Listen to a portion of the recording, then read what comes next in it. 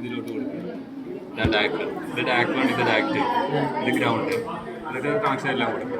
എന്നിട്ട് റീസെറ്റ് കൊടുക്കുക. ഇത് ലാസ്റ്റ് കണക്ട് ചെയ്യാം.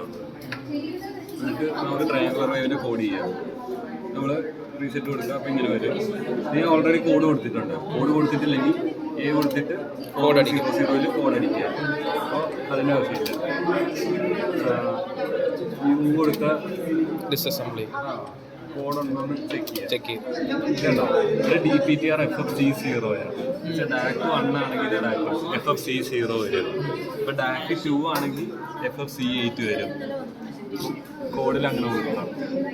എന്നിട്ട് കോഡെല്ലാം ഉണ്ടോ നോക്കുക. കോഡെല്ലാം ഉണ്ട്. റീസെറ്റ് കൊടുക്കുക. എന്നിട്ട് ഈ സാധനം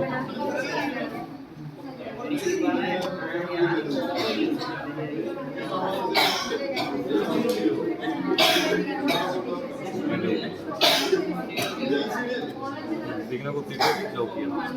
എന്നിട്ട് ഗോ 4100 എക്സിക്യൂട്ടിങ്.